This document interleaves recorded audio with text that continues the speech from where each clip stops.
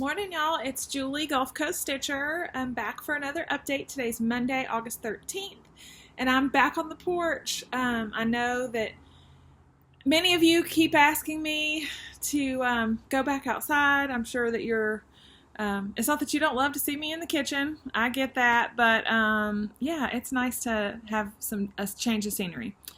So I'm on the back porch in my super comfy wicker rocker that I'm going to try not to bob around in too much, but it's so comfy and cozy. It has super, it's wide, it's comfy. It would lend itself perfect to stitching outside, but it is always so humid. Even if it's not hot, it's humid.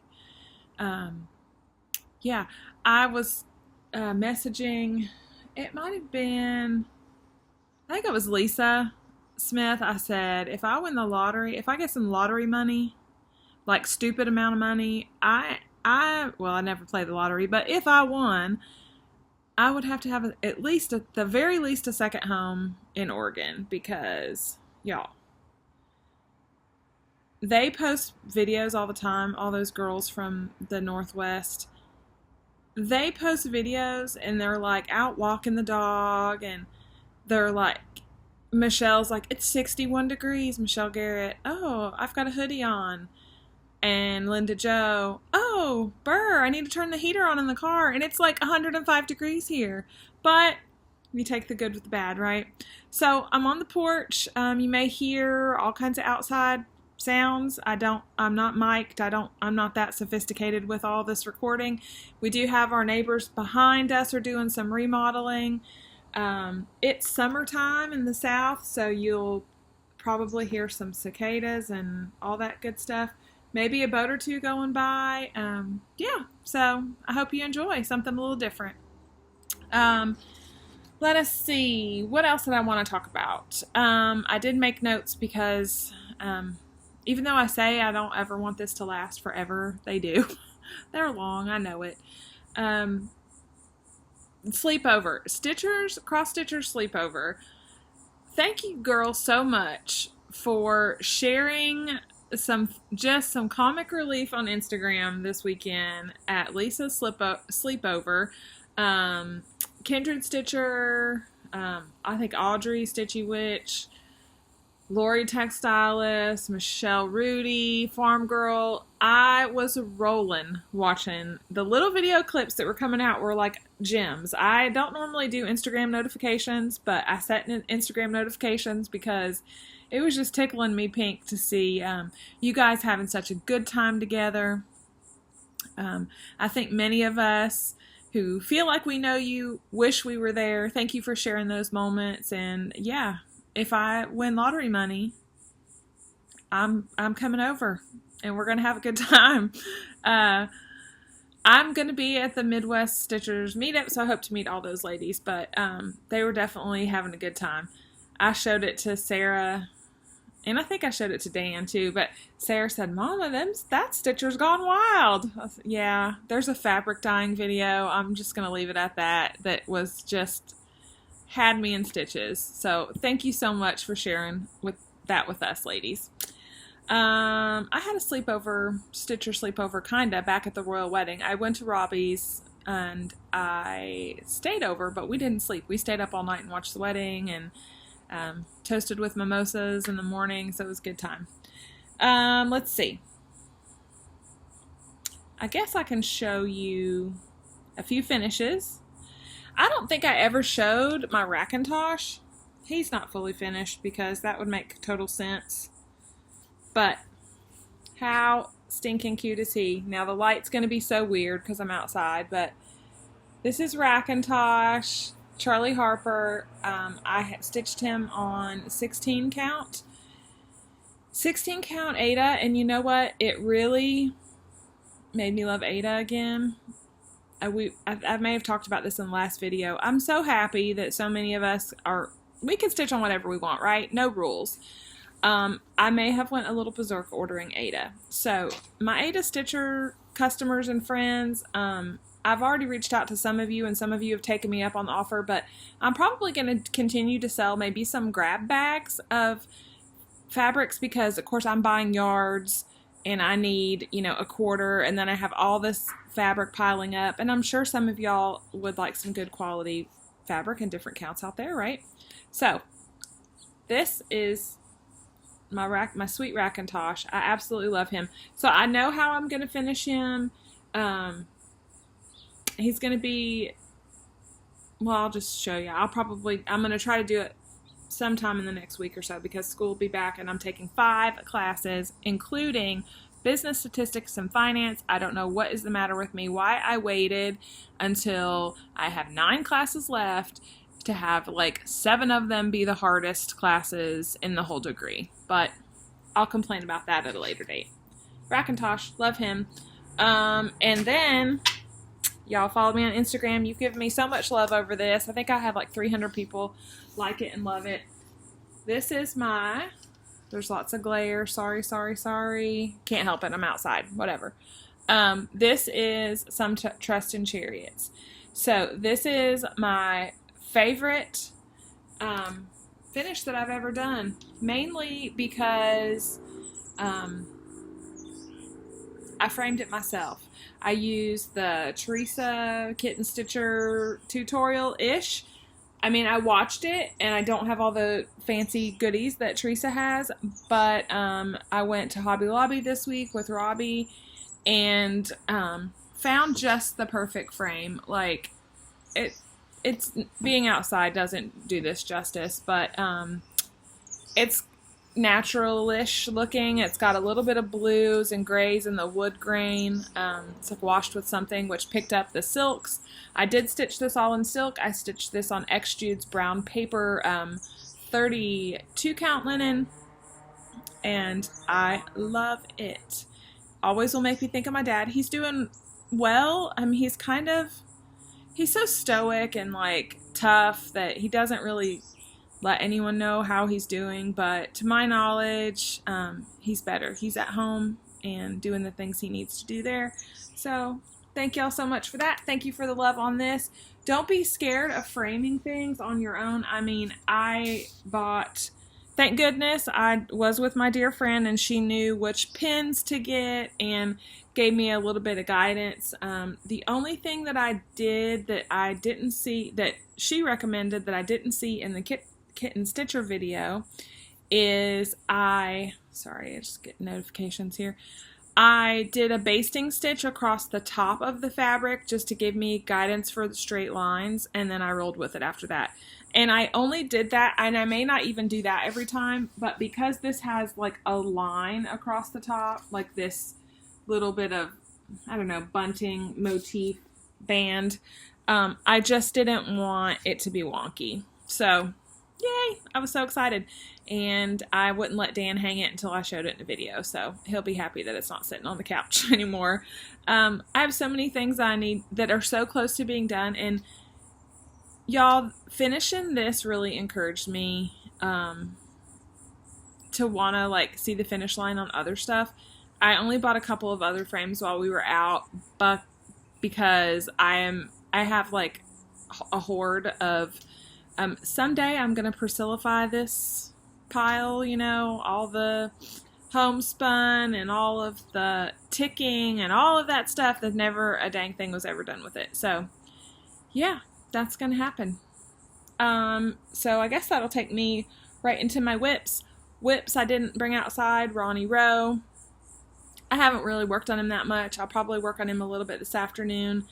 Sally Spencer is in the home stretch. I'm going to pick that up. I'll probably pick her up today, because so close to being able to finish, and now that don't really have the fear of framing on my own anymore, thank you Teresa and Robbie for encouraging me with that, I really want to find a frame and get her framed. It's funny, like, I know a lot of people on here talk about like being scared of finishing, that they're going to mess up their stuff.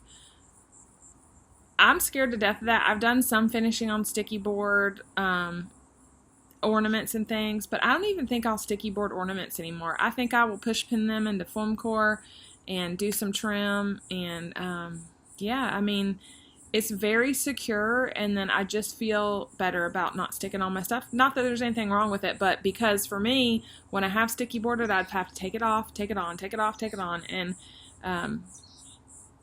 I just feel more confident now. So I would say if you haven't done it, give it a try. You know, get something small. The pins that you'll need are sequin pins. I learned that, and they worked perfect for me. They're like 1/2-inch sequin pins, went right into the foam core. They're kind of flat-headed, tucked right in nicely.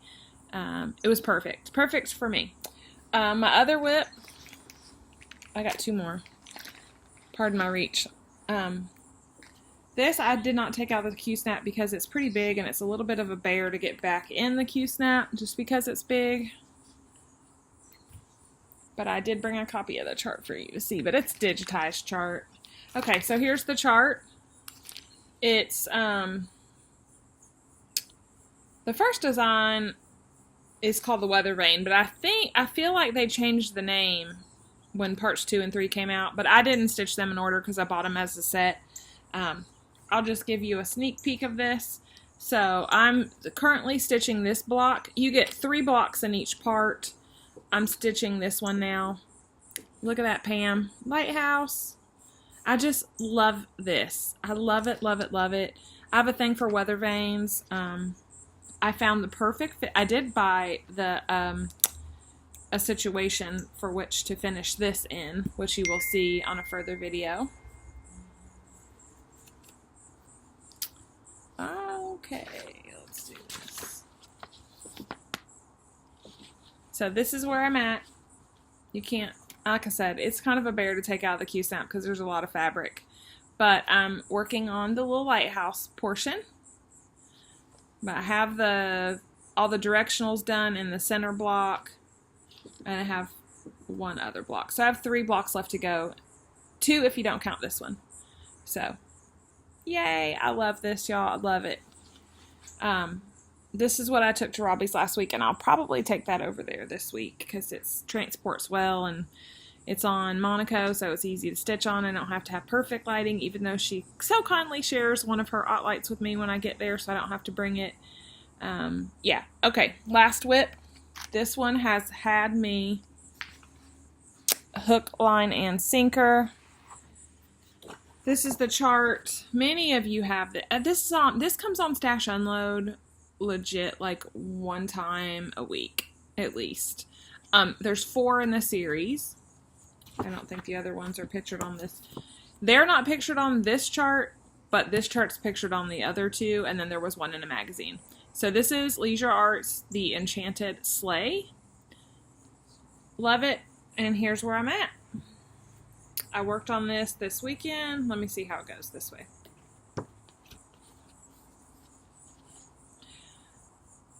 I'm doing this on 16 count. I can't tell if y'all can see because it's bright out here for me, so I hope so. If not, there'll be more videos inside.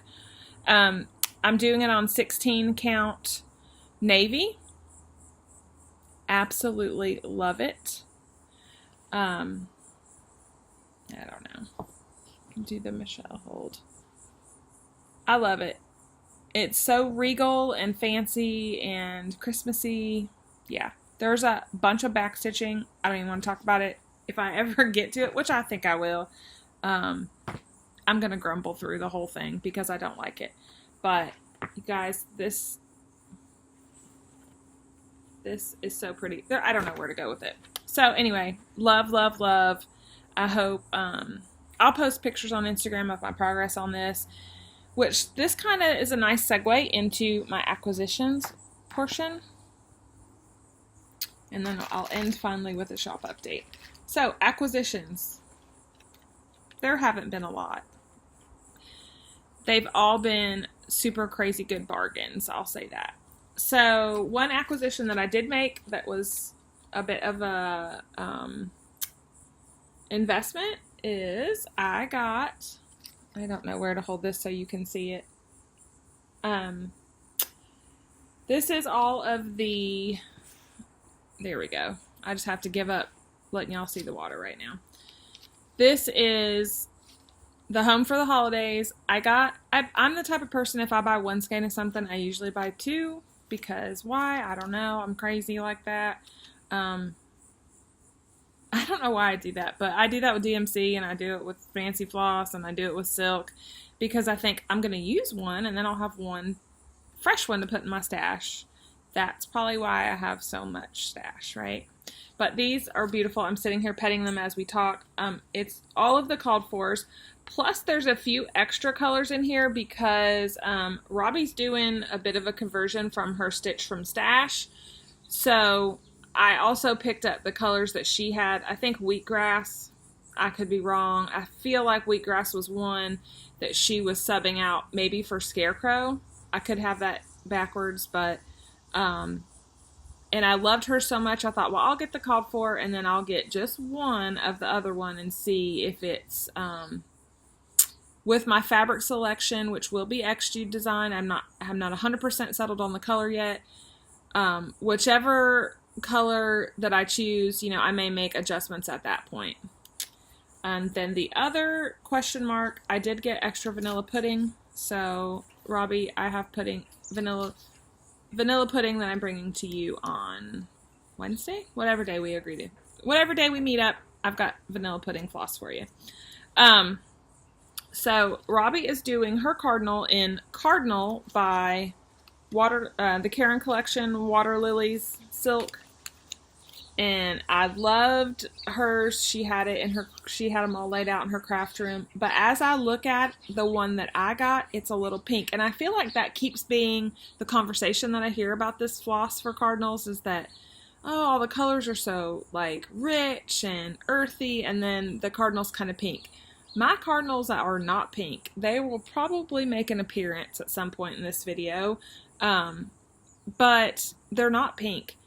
So, I'm not 100% set on it yet, but I picked this up. Y'all, this is Tulip by Belle Soie. And it's super variegated, darks and lights, reds. And if I put it against the Cardinal, you can probably see. Let's see if I had something to put behind it. That would make sense, wouldn't it? So this is the Tulip, and this is Cardinal. You know what? They both be perfect. They'll both be great. It's just a matter of my personal preference once I pick the fabric color. So I'm pretty sure I'm going to do it on Exude's Willow Green. That's been my plan for a long time. We'll see. I'm trying to see if there was another one that I picked up that may not have been... I don't know that these were called for in the chart. I didn't bring the chart outside with me. You think I would have it memorized by now because I've sold so many zillion copies of them. But I picked up both of these two because you never know about silks. I don't think that this is in.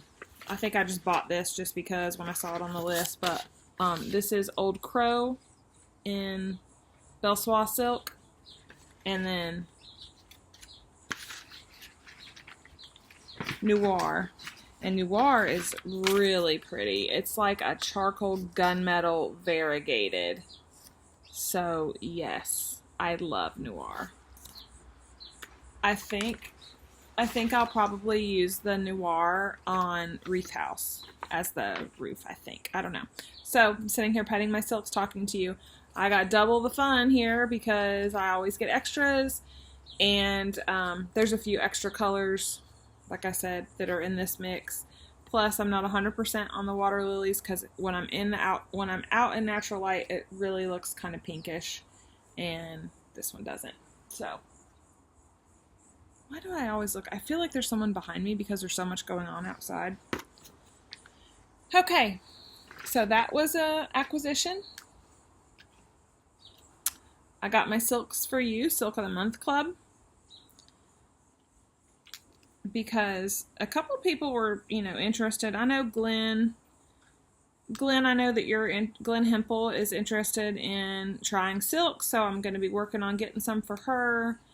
And I will just tell you that they're pretty nice. They're buttery. No matter what. I mean, DMC's nice too. It really is, but it's nothing like silk. So, these are the silks for you. Now they sent out a little newsletter that said that their silks for the floss clubs, for their silk club, were most likely going to be in like color families, so you could put them all in the same project without too much clashing, which totally suits me. They're just stash enhancements for me at this point. So this time they're kind of seafoamy. Just different colors of seafoam, and then one multi that works with any or all of them. So that's the silks for you. I don't know if their club is currently open. I knew I was on a waiting list for a good long while, but you can always look them up on Etsy and see. If you want to try silks, it's a really economical way to do it. I feel like it is $20-ish. I can't remember exactly. I want to say it's like $20, but that's your shipping and everything. So look into that. All right. My other acquisitions, I am like, I don't know what has gotten into me, but I'm loving the leisure arts. I love the Enchanted Sleigh. I bought that chart off of Stash. No, I was sent that chart. I didn't buy those. They came to me in a gift of stitchy kindness. And as soon as I saw them, I called Robbie right away, and I was like, I have to kit these up. This has to happen. And that was like months ago, and I'm just now getting around to it. I couldn't fight it anymore, and I love Santas. When we went to Hobby Lobby, something buzzing around here. When we went to Hobby Lobby, they already had all the Christmas stuff out, and y'all, they have so much cardinal stuff. I'm gonna go broke. Going to go broke. But I resisted because none of it was on sale, and you know how Hobby Lobby goes. That will not be the case for long.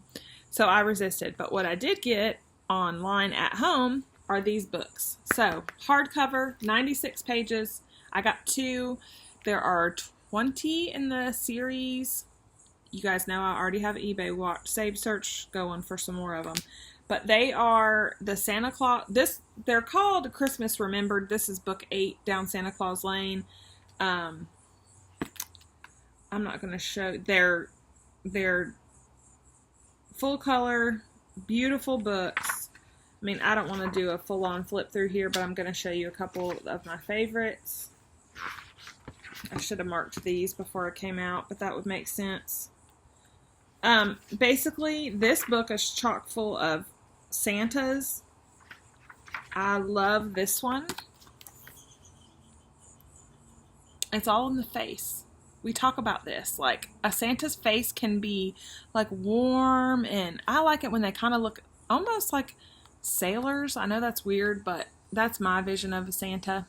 So, this is happening, not in a 1991 stuffed trim pillow, but it's happening. That's one of my favorites in this book. Again, I like the whole sailor situation. He's smoking a pipe. That's so cool. Smoking is bad, but the image of Santa smoking a pipe is pretty neat to me. Very nostalgic. Here's that.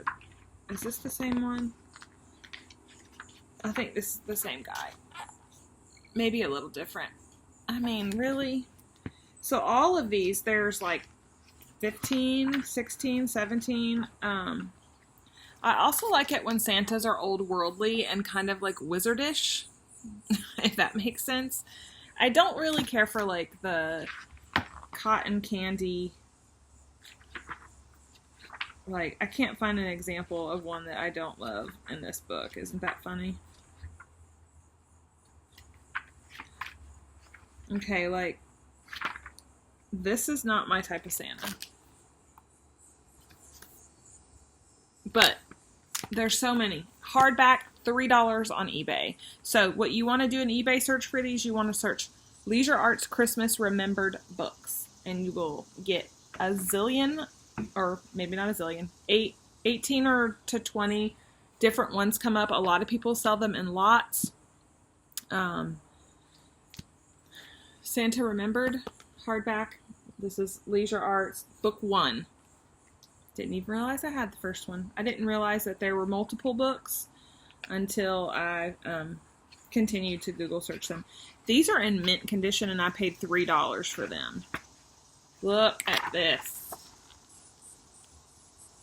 I love him.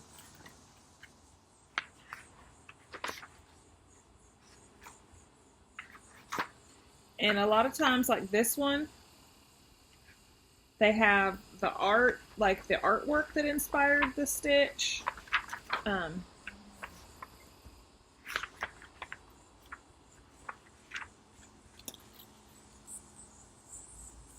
So they have like a story, the artwork. Like this book talks about all the different images of Santa, like Father Christmas, Gentle Saint Nick, Evergreen Santa, which I do love, the patron saint of children. Some of these are creepy, I'm not gonna lie. Grandfatherly and gentle, splendid Saint Nick. There's another one in here that I just was like, this has to happen immediately. And like, I don't want to show you the charts very much, but their color, they're super easy to read. They're oriented where you can keep the book open. There are so many. I think that was my favorite one in this book. So awesome. So I just got 2. So for $6, I have 30 Christmas Santas, and some of them I will enjoy and some of them I will not stitch, but I'm a little late to the leisure arts train, like probably 20-30 years late, but I love the nostalgia of it. Love that. This is a good segue into my next purchase, my next enhancement. Thank you for the addiction, McKenna and Teresa Vanette. So McKenna hit like the Pater estate sale of the century for Stitchers. I was proud of her, jealous of her, happy for her, all in the same moment. Like, wow, she hit Pater for sampler Stitchers. I love samplers. I collect the charts way more than I stitch them. Who doesn't? But I just, like, some of the great companies that are no longer producing charts still have charts available. So I don't know what McKenna's going to sell out of her batch and what she's going to keep for herself or how she's going to do it. It's going to take her forever to go through all of the goodness that she got and appropriately price it and list it on her Amazon store. So in the meantime, I saw a few. There was one that she said, and how I kind of went down this rabbit trail is there was one she said that she was going to keep for herself, which I loved, which was this one. Bird and Bough. Because bird, the colors are beautiful. So I got researching this online, and on Amazon or on eBay, you know, $50. I'm like, not in my budget. I'm more in the $3 for 20 charts budget. But then it occurred to me, like, why don't I try to contact the designer? Well, y'all, the Scarlet House has a wonderful website. All of their charts are not there, I'm sure. There were some that McKenna showed that I didn't see. So, you know, if there's one that you loved in that case, definitely buy from her, buy from eBay, support a cause, however you get them, luck upon an estate sale. But if there was something that you really liked and that's not your budget, you know, check directly with the designer, because Teresa showed her progress on Anne Grimshaw. I'm pretty sure she did. I could be making this up. If that's the case, if I'm totally making this up, Teresa, go buy this from the Scarlet Letters website. But I think you already have it. I think that's where I saw it. I love well-done samplers with lots of history, lots of background. This is a Quaker. It's an Ackworth Quaker school. There's information on the school. There's information on here that the original is in the Philadelphia Museum of Art, and it has the exhibit number, and it explains that when they reproduce this and sell a chart, they get royalties go to the museum. So I just thought this was phenomenal. So all of these, I have this one and this one. This one was real inexpensive. I want to say they were average chart price, like $10. So I'm so glad I didn't impulsively purchase from eBay at an incredibly like outrageous price. Now, like I said, there may be one that you love that they don't have on there, because I kind of get the feeling that it's just what they have left that they didn't distribute. But I could be wrong, because these, like, this has a photo on it. It's the old style with the photo. In the chart for this one with the bird, the chart is hand drawn. So they probably would just have what they had of that. But this one's digitized, really nice, easy to read chart. It's enormous. I don't know when it'll ever get done. But the one chart I wanted to really talk about through this acquisition, I did not see on eBay. I didn't see it anywhere else. I was just scrolling through the Scarlet Letters available charts on their website. I believe they have 350-ish charts available for purchase, and they're available in kits, and they're available chart only, floss only, fabric only, whole thing, however you want it. So I keep looking over here because the squirrels are acting like berserk. You know why? Because I'm on the porch. Yeah, they're all because I'm on the porch. I wish you could see. You could probably hear the acrobatics going on, but they're getting in the feeders. I don't care. I let them. So this is the Sarah Brown sampler. My daughter's name is Sarah Brown. This is not where this like stops being a connection for me. Someone asked, I think it was Lisa, what draws me to a chart? Is it color? Is it composition? What is it? Well, there's a few things. First of all, composition, of course. Color, of course. I mean, but you can change color. You can't, I mean, if you're really skilled, I guess you could change composition to some extent. But what gets me is if it's a chart that feels like it's genuine. Like the person, first of all, a reproduction sampler is going to be genuine because a girl stitched that from who knows how many hundreds of years ago. 200 years ago, a girl put a lot of time and effort in that. And usually when those are reproduced, the designers put so much care into making it authentic and keeping it close. The other one would be a chart like, say, a long dog, right? Long dog samplers. Julia Line put some work into the thought of those. They're not like just she's playing around doodling on like Max Stitch or whatever app she uses to chart these out.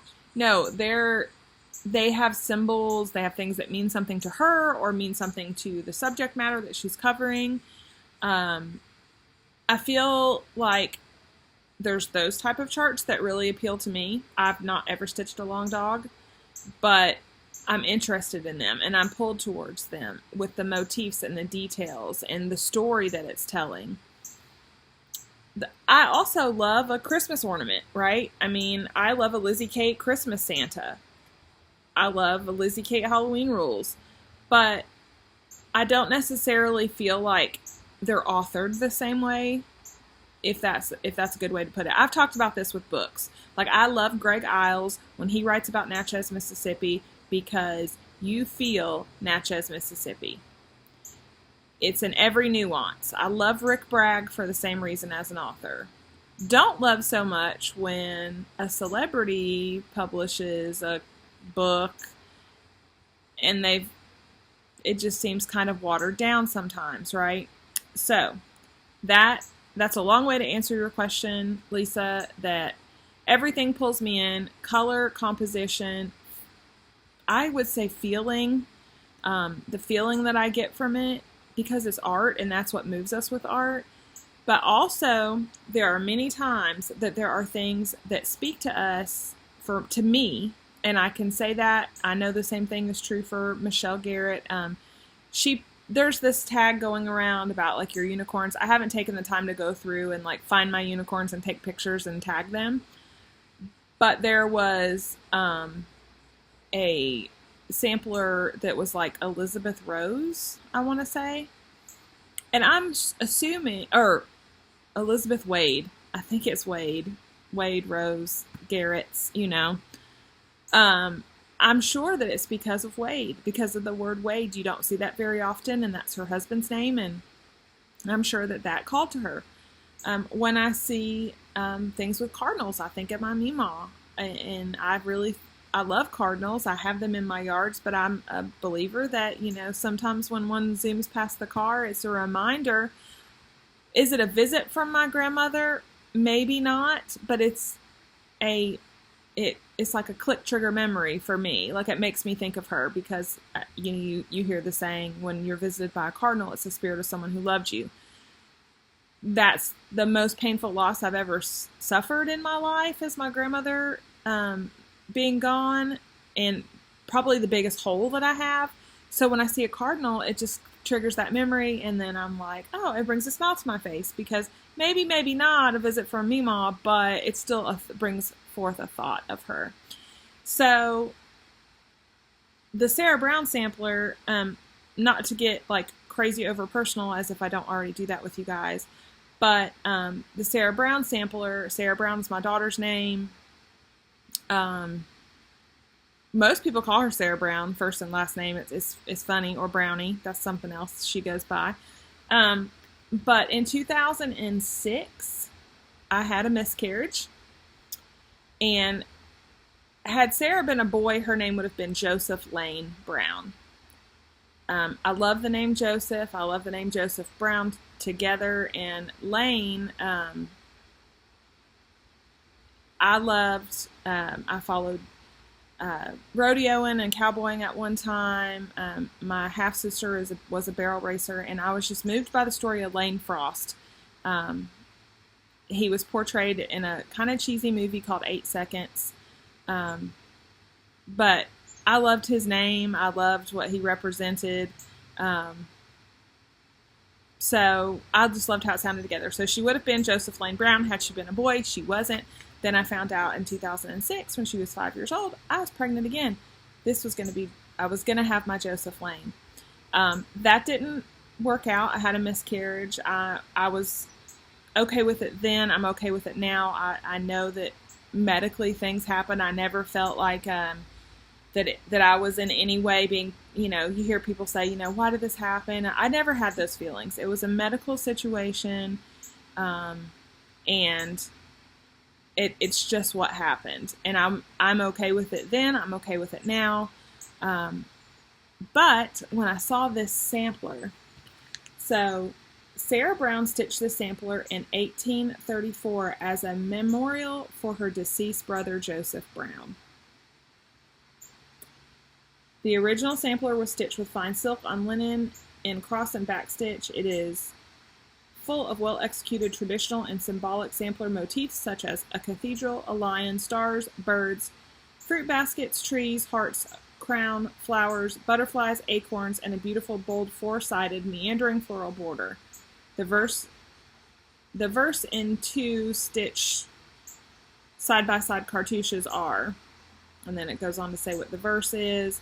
This was finished in her 13th year of age on September 21st of 1834. So in 2014, because Sarah was born in 2001, in 2014, Sarah would have been 13 as well, so 190 years later, is that right? This is a big one. It's huge. I mean, it's just one of those kind of give you chills moments. Like, there's probably a zillion, I always say zillion, that's a horrible measure of anything. There are probably several Sarah and Joseph Brown, brother and sister duos out in the world. Neither of them are uncommon names, but for me, it was something that just kind of, whoa, like, it spoke to me. Also, I'm my birthday's September 14th. My mother's is the 24th. My father's is the 1st. So just all the connections. September, she was 13. Sarah in 1834. Sarah would have been 13 in 2014. I just thought it was fantastic. And not only that the Sarah Brown and Joseph Brown were included in the same chart, but that it was her brother who had passed away. I mean, had to get it. it wouldn't have mattered. I probably would have bought this on eBay for $50 and not followed my own advice. But luckily for me, I think it was $12. So I don't know when it'll ever get stitched, but I just am so pleased to own it. So when you buy them from the Scarlet Letter, they come completely shrink wrapped. So I had to cut the tops off to take them out, but yeah. And you could, if this is too daunting of a task, if there's a sampler that speaks to you and you're like, I'm not sure I want to stitch the whole thing, or I can, stitch the top, stitch the bottom, incorporate motifs into your other stitching, or maybe for an exchange or what have you. But I just love this. So that's that. That's my long-winded story. Again, really, like I said, it is just a thing that happened to me. I'm not,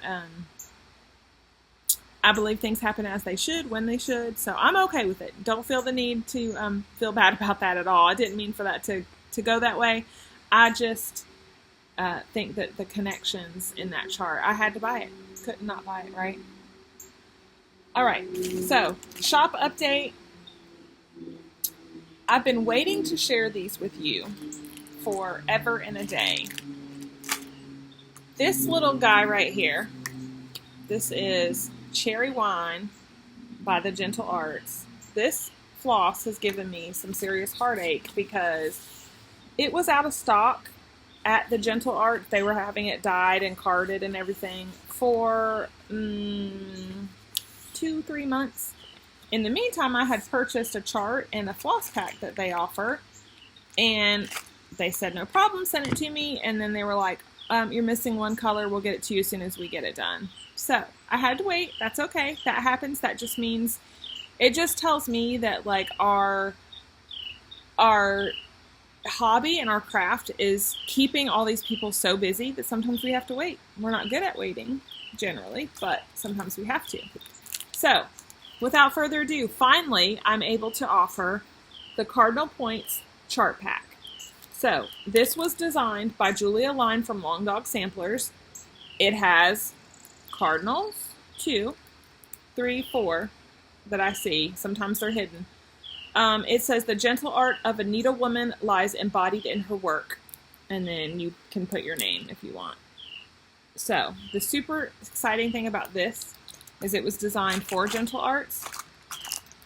So there is a floss pack. This is a hefty floss pack. I had to open them because none of them included cherry wine, so I had to put the cherry wine floss in every one of them. So if you purchase one of these from the shop, it will be open, but there is a checklist of all the ones that are in here, and they are all here. So I'm going to go quickly through these because, and I don't even know how well you can see them, but you might recognize the names as ones that you've heard before, I'm sure. Maybe some that you want in your, to enhance your your stash. Cherry wine. Carrot. Woo, this has to be in Floss Club. That's Tiger lily. Very variegated. Pine, spring grass, morning glory, presidential blue, love this one, tutti frutti, Buckeye scarlet also was a contender for me for my cardinal. The only thing is I don't have this in silk. The closest is that they have is the tulip. So, might have to, I don't know yet. Gold leaf. Some of these are familiar to you from Floss Club, I'm sure. Nutmeg. Pink azalea. Very variegated. Very nice rosy pink. The squirrels, y'all. For real. Victorian pink. Highland heather, one you've seen before.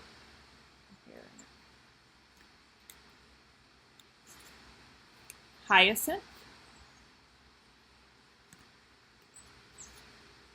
Sugar plum. Tropical Ocean, Wood Smoke. This is cool too. It's like super brown. I don't know if they would all be that way.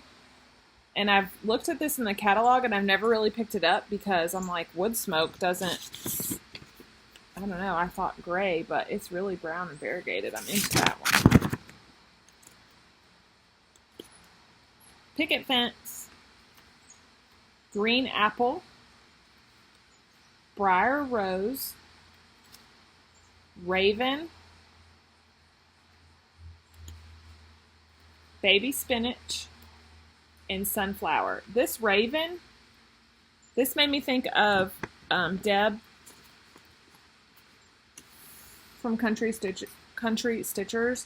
You'll never see it out here, Deb, but when next time you're in one of your LNSs that you get to go to because you're so lucky, pick up Gentle Arts Raven and take a look at it. It's that green, black, brown that makes me think of your chicken as soon as I saw it.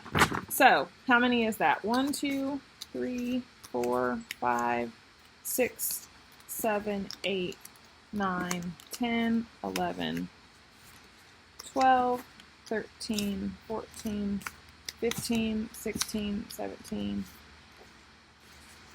18, 19, 20, 21.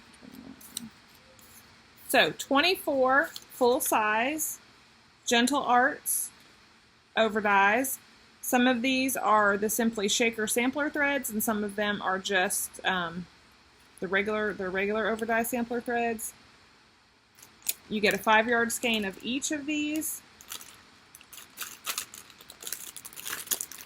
Like I said, I did have to open the packs to put in your cherry wine. And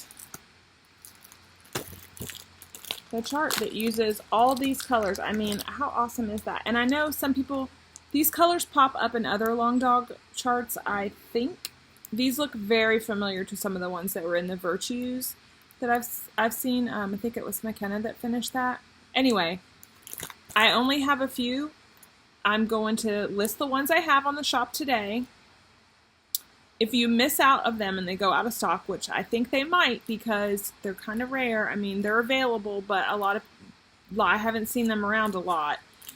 If they go out of stock, I will reorder them for you, but you will need to email me your PayPal address, and I will be taking pre-orders on these because I don't want to, if they're not that popular because they are kind of a hefty thread pack and a big kit, I don't want them hanging around the shop and enticing me to put them in my stash.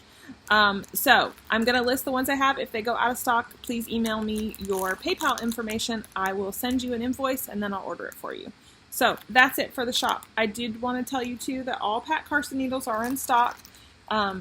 They kind of run in and out on, I tend to run out of 26 and 28 and then it takes a while for them to be sent back, but they're all here. So 24, 26, 28, all in stock.